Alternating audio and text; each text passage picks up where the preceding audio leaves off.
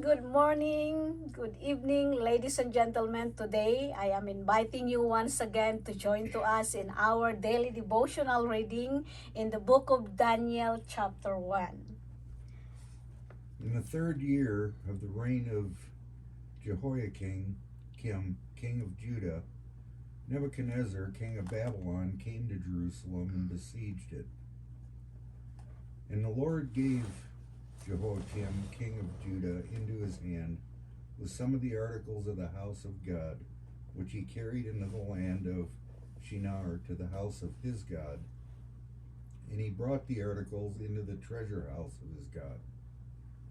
Then the king instructed Ashpenaz, the master of eunuchs, to bring some of the children of Israel, and some of the king's descendants, and some of the nobles, young men in whom there was no blemish, but good-looking, gifted in all wisdom, possessing knowledge and quick to understand, who had ability to serve in the king's palace, in whom they might teach the language and literature of the Chaldeans. And the king appointed for them a daily provision of the king's delicacies and of the wine which he drank, and 3 years of training for them, so that at the end of that time they might serve before the king. Now from among those of the sons of Judah were Daniel, Hananiah, Mishael, and Azariah. To them the chief of the eunuchs gave names. He gave Daniel the name Belteshazzar, to Hananiah Shadrach, and to Mishael Meshach, and to Arizan Abednego. But Daniel proposed in his heart that he would not defile himself with the portion of the king's delicacies, nor with the wine which he drank. Therefore he requested of the chief eunuchs that he might not defile himself. Now God had brought Daniel into favor and goodwill of the chief of the eunuchs. And the chief of the eunuchs said to Daniel, I fear my lord the king, who has appointed your food and drink. For why should he see your faces looking worse than the young men who are your age? Then you would endanger my head before the king. So Daniel said to the steward, whom the chief of the eunuchs had set over Daniel, Hananiah, Mishael, and Azariah, please test your servants for 10 days, and let them give us vegetables to eat and water to drink.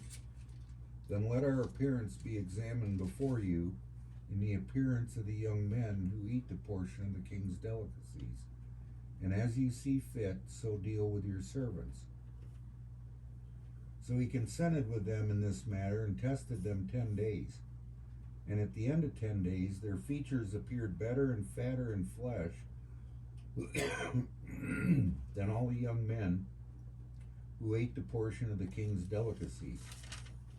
Thus the steward took away their portions of delicacies and the wine that they were to drink, and gave them vegetables.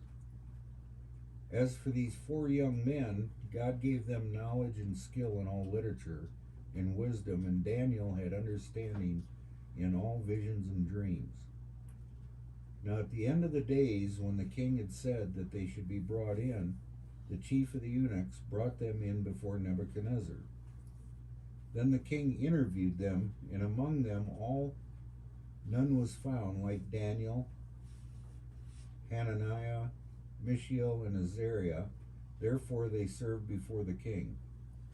And in all matters of wisdom and understanding about which the king examined them, he found them 10 times better than all the magicians and astrologers who were in his realm. Thus Daniel continued until the first year of King Cyrus. Daniel chapter 2. Now in the second year of Nebuchadnezzar's reign, Nebuchadnezzar had dreams, and his spirit was so troubled that his sleep left him. Then the king gave the command to call the magicians, the astrologers, the sorcerers, and the Chaldeans to tell the king his dreams. So they came and stood before the king. And the king said to them, I have had a dream, and my spirit is anxious to know the dream. Then the Chaldeans spoke to the king in Aramaic, O king, live forever. Tell your servants a dream, and we will give you the interpretation. And the king answered and said to the Chaldeans, My decision is firm. If you do not make known the dream to me and its interpretation, you shall be cut in pieces, and your houses shall be made an ash heap. However, if you tell the dream and its interpretation, you shall receive from me gifts, rewards, and great honor. Therefore, tell me the dream and its interpretation. They answered again and said, Let the king tell his servants the dream, and we will give its interpretation. The king answered and said, I know for certain that you would gain time, because you see that my decision is firm. If you do not make known the dream to me, there is only one decree for you. For you have agreed to speak lying and corrupt words before me till the time is changed. Therefore tell me the dream, and I shall know that you can give me its interpretation.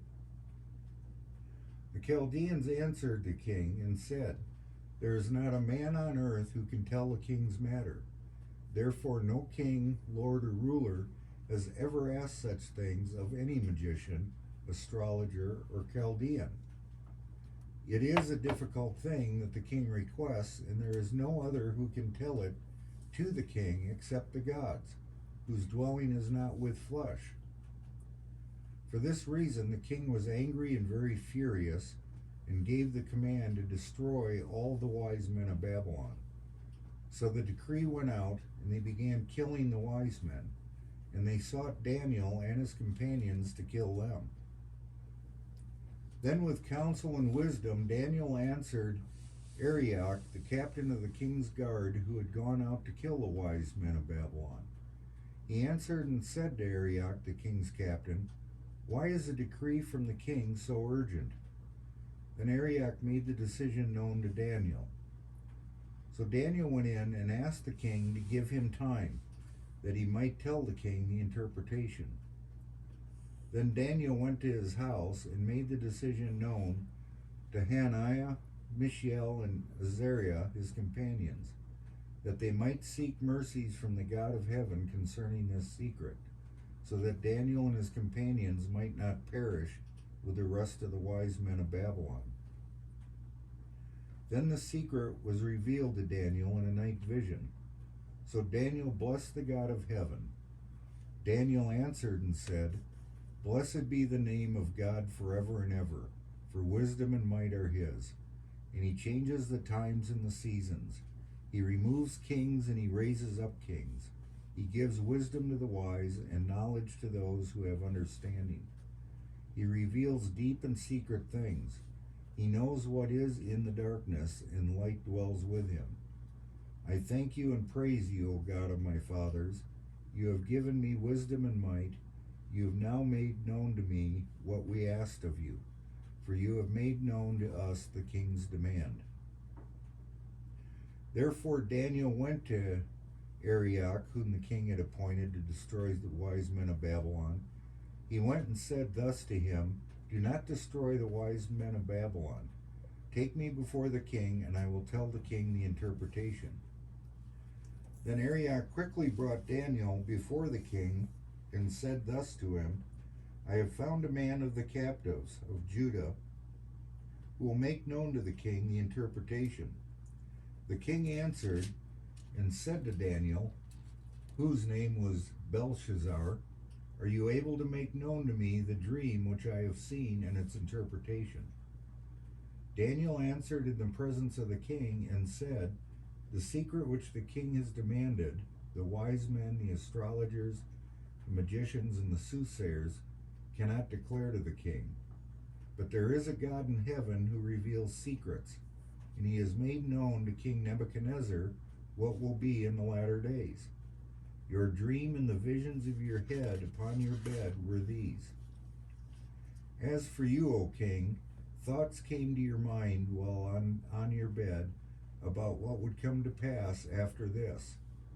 And he who reveals secrets has made known to you what will be.